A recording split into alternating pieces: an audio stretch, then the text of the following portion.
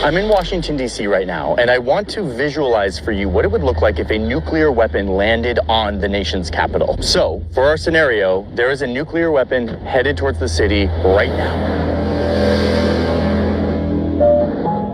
A large nuclear weapon flying, headed towards Washington, D.C.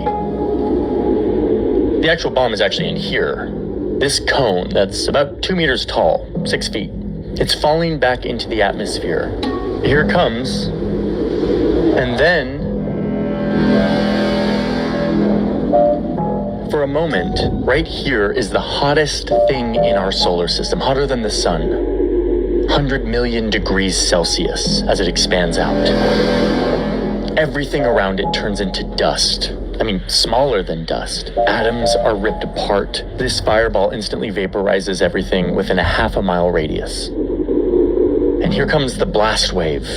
A wall of high-pressure air that is moving faster than the speed of sound. It creates wind behind it that is faster than anything ever observed in nature. Everything within 2.5 miles is leveled. And then there's the heat wave, which burns everything within 5 miles. Nearly everyone in this city is either dead or severely injured. Everything that can be on fire is now on fire as this huge mushroom cloud rises into the air, dragging with it a storm of dust, dirt, and debris. But this isn't normal dust anymore. The bomb has done something to it, to its atoms, making them fall apart in slow motion, shooting out invisible, deadly energy. This poison dust drifts all across this region. It clings to soil and plants and people hundreds of miles away. These poisoned atoms will keep firing off radiation for years, for decades, centuries, even thousands of years. This is a disaster that humans made, and that was just for one of these cones. A rocket fired from an American submarine can carry 8 of these cones at once. If all of those hit one target, it would be a much worse situation.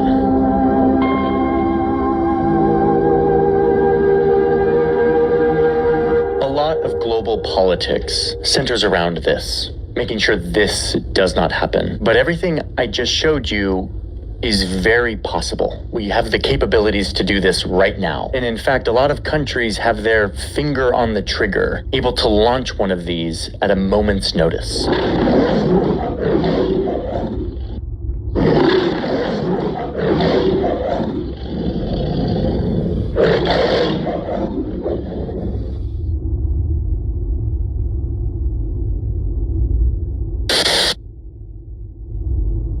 Hey, TikTok, YouTube, all you internet folks, Clue Man here. So, you guys are being lied to by your government. Okay, I say your government because I didn't vote for this shit. You guys voted for it. So, if you're a Trumplafuck, I'm just going to tell you flat out, you're being lied to. Okay? The last job I had in the military was in military intelligence. I know how to gather intelligence. I know how to vet sources. I know how to do the research that I need to do to get the factual, truthful answers. And this shit's being reported all over the globe, just not to you, okay? Because mainstream media now is controlled by the government. It's state-sponsored media. So you're not getting the information. You've been told basically that seven U.S. service members have died and countless ones were wounded. Understand what the rest of the world is hearing, okay? The numbers could be as high as 1,500 U.S. service members dead. That's being reported around the globe. Also, the Bahrain U.S. Command Control Center for the region, the one that controls what's going on in the region with U.S. forces, has been completely destroyed by missiles. That's in Bahrain, U.S. Command and Control Center. The U.S. base in Erbil, Iraqi Kurdistan, has been destroyed. The part of Iraq where the Kurds are, Kurdistan, Erbil area, we had a U.S. base completely destroyed. Okay? Understand, there's 10 systems that control high altitude defense. The U.S. is in possession of 10, or we were in possession of 10 of these systems that intercept ballistic missiles, okay? The ones that get shot way up into the whatever stratosphere, I don't know. I'm not knowledgeable on the levels of our, atmosphere. But anyway, we have 10 systems, or at least we had 10 systems that were designed to protect us in places around the globe from these missiles that get shot way up, right? 3 of those have been destroyed, and they're all in that region. One of them was protecting Israel. That's why missiles are starting to drop on Israel, and Israelis are dying because we can't protect them anymore. I'm telling you, a third of our systems that are designed to protect areas around the globe from intercontinental ballistic missiles and high altitude missiles have been destroyed. This is all information you can find if you research foreign news sources, okay? Those foreign news sources are reporting it to their populations, but we are in a news blackout here because of state-sponsored media. But see, there's a little thing called the internet, the World Wide Web. If you do a little bit of research, you can find this information out. We are being lied to, okay? You are being lied to by your government, the U.S. government. This war is not going the way they expected, and there will be boots on the ground because regime change has never happened without boots on the ground. Aerial assaults are not going to be enough. So,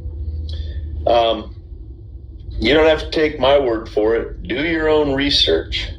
What it comes down to is we are in the middle of World War III. There are at least 10 other countries that have been bombed by Iran because of us bombing them. And there are currently like 16 countries involved in this conflict. We are on the verge of World War III, and the U.S. is going to lose, especially if because we don't have any allies anymore. Trump alienated all our allies. We're going to be going this one alone. It'll be Israel and the U.S. against the world, basically, because no one is happy about this war. And wait until the big players get involved: Russia and China, North Korea. There's other people that hate the U.S. as much as Iran. Not only is Iran going to strike our infrastructure here at home, the grid, they've got access to that already. They've already hacked that shit. So we're basically fucked. We're basically fucked. We're basically fucked.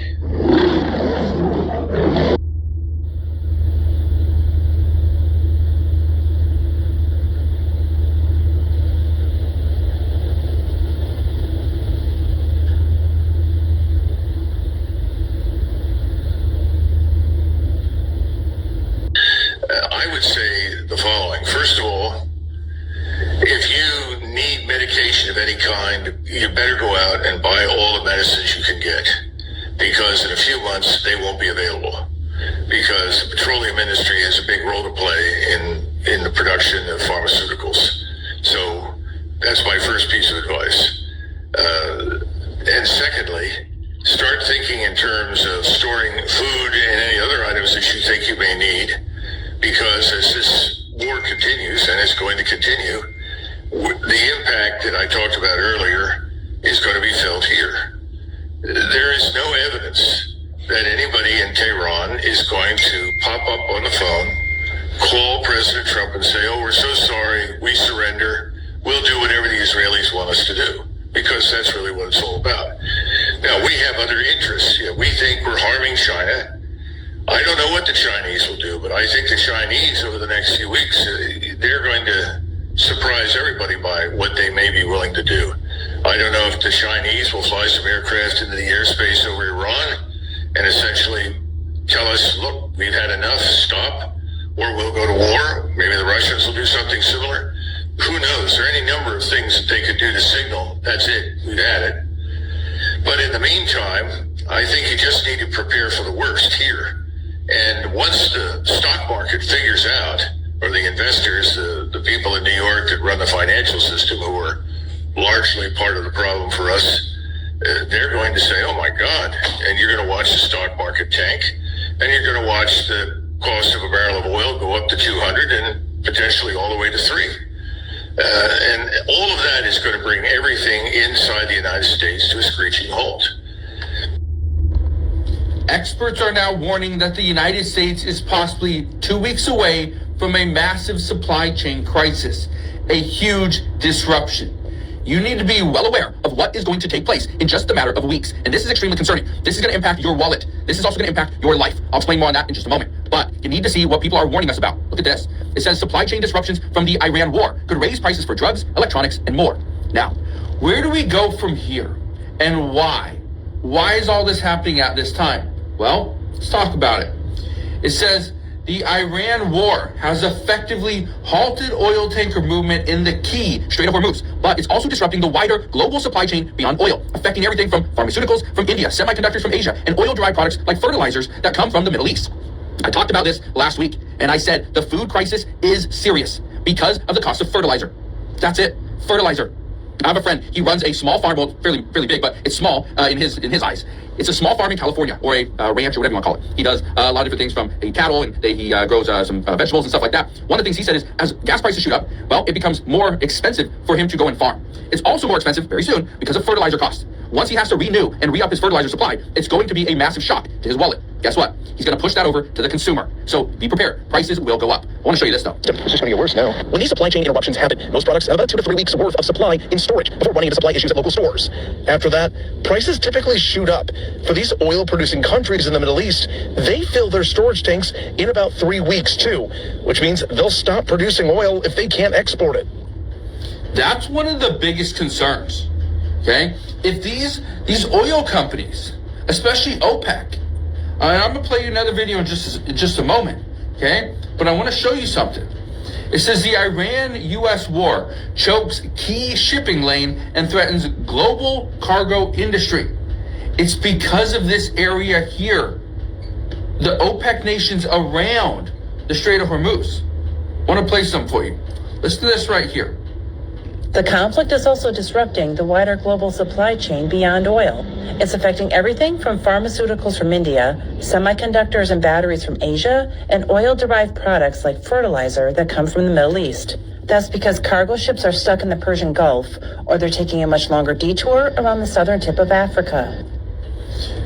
What we have seen in the past is when we experience stuff like this, where a cargo ship has to take a longer route to get over to the United States, when it has to take a longer route in order to get to Europe or wherever, right? Doesn't matter.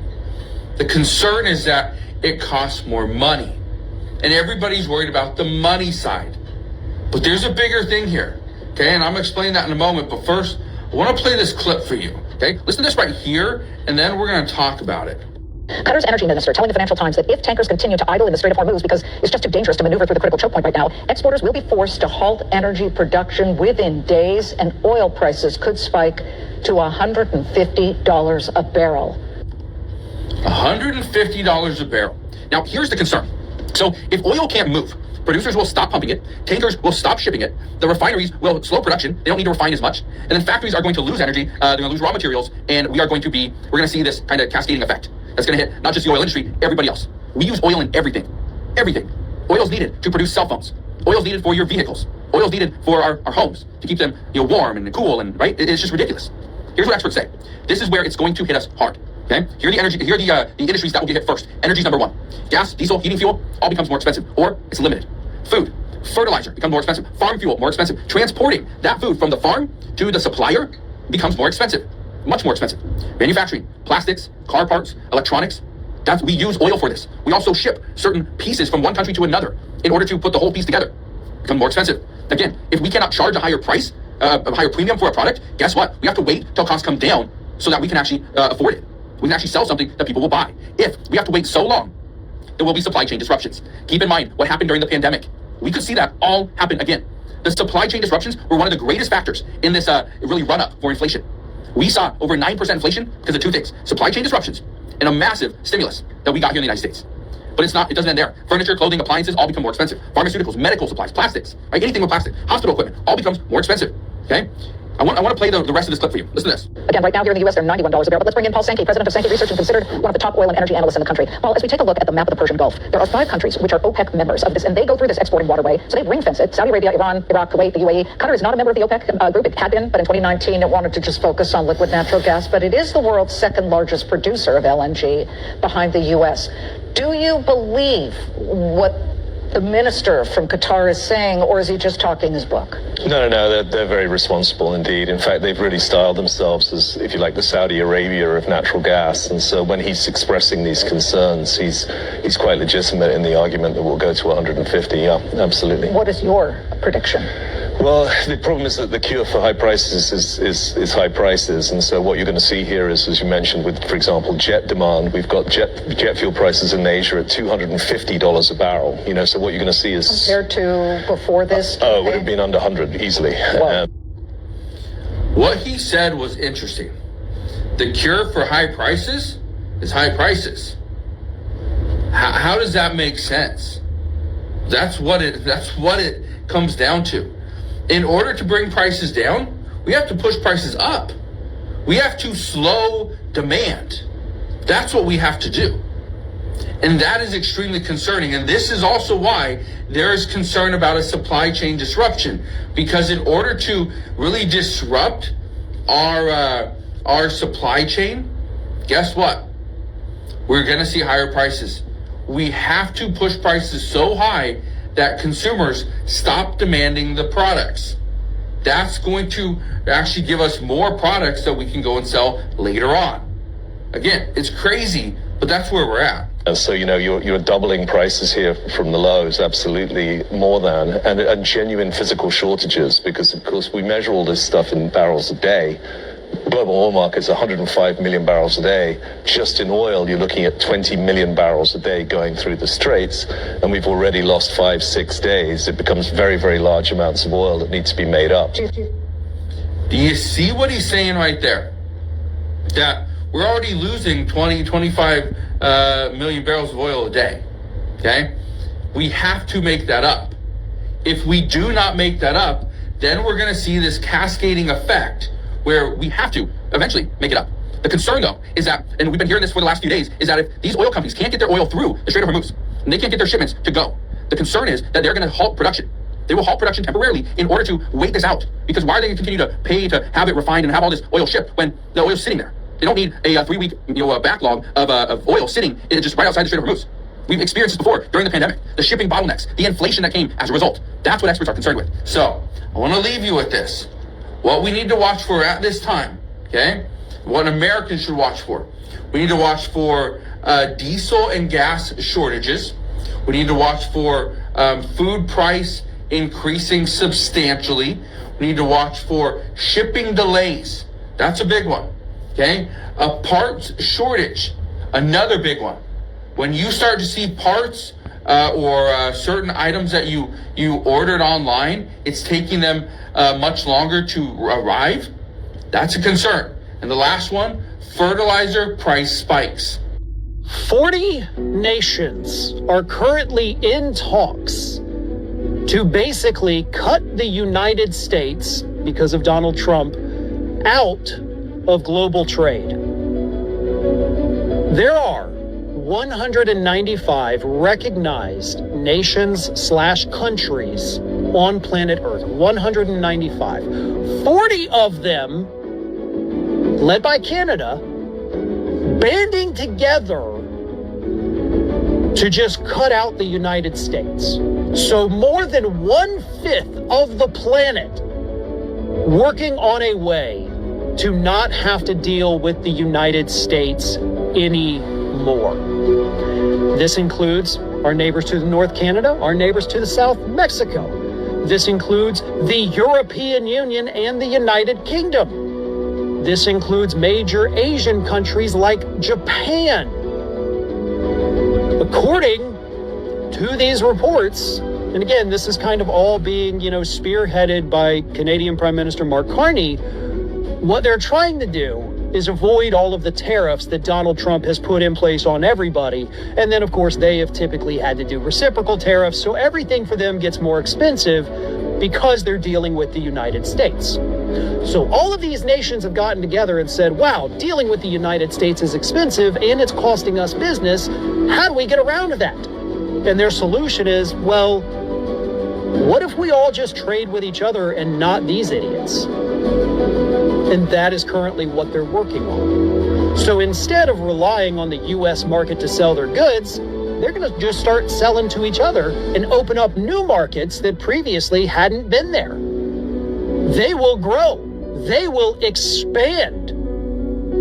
They will see this financial boom from doing business and trading with everybody in this new coalition. And we, those of us here in the United States, will lose everything. Oh, sure, we'll still have to buy their goods because we depend upon them, and Trump will still have the tariffs, so we'll still pay a higher cost for that. But our goods here in the United States that are already having a hard time selling overseas, just ask any farmer, we will lose those markets. Farmers who are already facing financial ruin, which is exactly what they told Congress about 3 weeks ago, they're going to go under. They will lose everything. Manufacturing here in the United States will go extinct virtually. Because sure, we'll still need to make some things to sell to us here in America, but we're not going to have other countries coming to us, knocking on our door saying, hey, can we buy all this stuff from you? Foreign companies that have invested in the United States, or at least pledged, as Trump says, they'll pull out. They'll go with their new trading partners. They'll move their plants to Canada. Maybe they'll move them to Japan or Europe or anywhere else in Asia or perhaps Mexico. The United States, if this coalition does, do what they're hoping to be able to do. Right now, many Americans are extremely concerned and asking a very serious question. And that is, if this war with the United States and Iran continues, will the United States be forced to send ground troops into Iran? Well, the answer is shocking. But experts are concerned that if we send ground troops into Iran, we should also expect a military draft to follow. Yeah, that's concerning. But look at this. It says, could there be a military draft? The Trump administration says it's on the table. President Trump. Allah Yahweh Shem Yahushua, all praise and glory and honor to the Heavenly Father and His Son through the Holy Spirit. Double honors to my apostles, my elders and teachers of Great Millstone who rule well. This is a quick hit, and this is all in the spirit because today the spirit was touching on this at camp. We was touching on the draft, and it's here. All right, it's here, man. Let's go back a little bit. Ground troops into Iran, we should also expect a military draft to follow. Yeah, that's concerning. But look at this. It says. Okay, could there be a military draft? That's Pat, whatever her name is, Bondi. Trump administration say it's on table. Of course it is. All right, this is all prophecy. When you go to 2nd Ezra 16, verse 33, and it said, the virgins shall mourn having no bridegrooms. The women shall mourn having no husbands. Their daughters shall mourn having no helpers. In the wars shall their bridegrooms be destroyed, and their husbands shall perish of famine, man. See? This is what's coming, man. All right? We in that time, brothers and sisters. The draft is here, man. All right, let's listen a little bit more on my head. Could there be a military draft? The Trump administration says it's on the table. President Trump is not removing anything.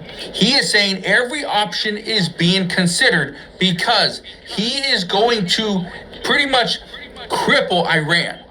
He is going to take everything from Iran and leave them with nothing. But Caroline Leavitt answered this just the other day. Listen to this. Mothers out there are worried that we're going to have a draft, that they're going to see their sons get in and daughters get involved in this. What do you want to say about the president? Yeah, and these little evil monsters, you know, these wicked ass jakes out here, they're going to grab you up, man. And you're going to cry. Ooh, but see, that's the judgment of Yahweh Shem Yahushai. This is where we at, man. You know, we at the end, man, and we're getting closer and closer to that mark of the beast, man. You know, and you know when that draft comes, you know, that chip got to come right behind it. Plans for troops on the ground. As we know, it's been largely an air campaign up until now. It has been, and it will continue to be, and President Trump wisely does not remove options off of the table. I know a lot of politicians. He don't remove nothing from the table. That's already in play. It's part of the bill. It's part of their plan, man. And these devils, they don't care about your children, man. They're just going to be casualties of war. POWs, death. You know what I'm saying? This is where we at, man. The time is in, man. Jake, get right, man. Shalom.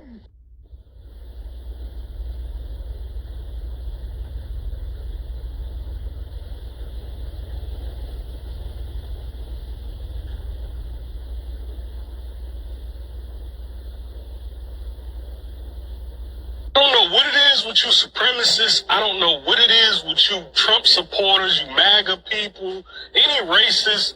I don't understand it because you for some reason get it fucked up and think that you're the only ones with guns and gear and train and all of that. You think just because you got some sellouts that validate your little racist opinions, you think you in the right. Well, I'm here to tell you that one, history has proven you wrong over and over and over again. It continues to as time goes on. Not only that, you've violated God's law. Forget supremacist law.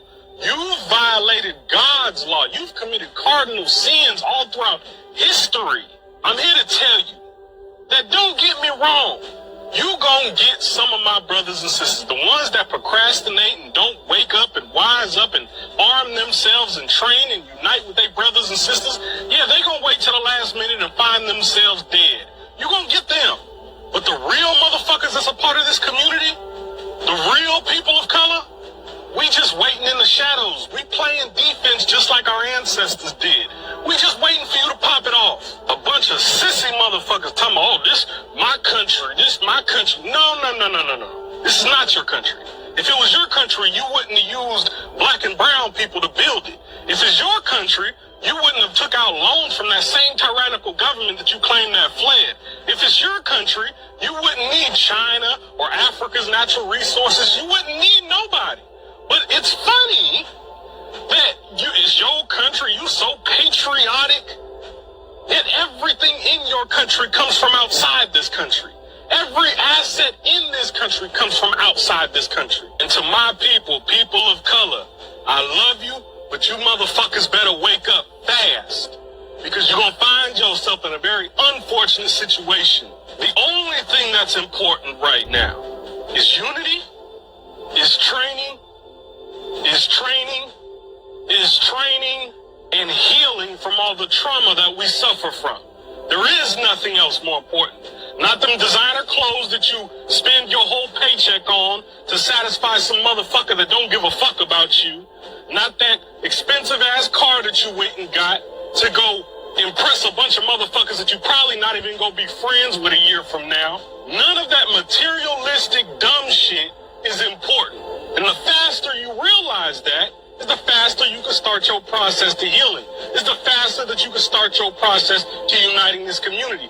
Is the faster that we can start the process to really fixing some shit. But guess what? Until y'all do so, ain't nothing gonna happen.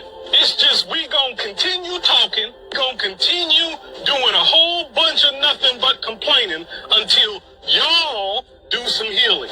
If you live in a state that is not Second Amendment friendly, move. I get it. Easier said than done, Mo. I get it. But what's more valuable, what's more important than the safety of your children? What's more important than the safety of your family and friends? What's more important than the safety of this community? And you should be in a location where you can legally defend your community. If you in New York, California, or any other state that is not Second Amendment friendly, you're fucked already.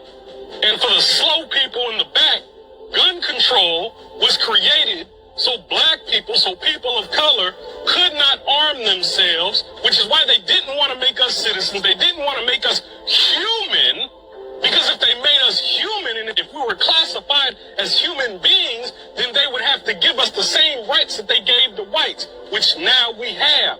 Use them and stop being selective and only using the rights that are convenient for you to use. Who does it benefit by you not being armed? Anybody wanting to cause harm on you and your family. Educate yourself and heal. Train and heal. Arm yourself and heal. Unite with the people and heal. There shouldn't be no blood versus blood, Crip versus Crip, GD versus GD, BD versus BD, Vice Lord versus Vice Lord, or any of the in-between. There shouldn't be none of that, because all of your gangs was created to protect the community. So why have y'all not returned to that purpose? I don't want to hear no excuses. I already done heard them all. I already done researched them all. I know about how this government did this and they took all the leaders away and now we ain't got no structure. I know all of that, but how you gonna keep using it as an excuse when we got work to do? Take responsibility, unite, let's repair and heal this community, and we'll deal with the root of the problem, i.e. the supremacists, after we're done with the healing. But for now, you motherfuckers better wake up. If you thinking that just because you from the hood, just because you from the ghetto, that, oh, you just gonna wake up when the war happened, you just gonna wake up when some bullshit happened, and now all of a sudden you proficient in war tactics, you proficient in how to survive, you proficient in how to defend your family.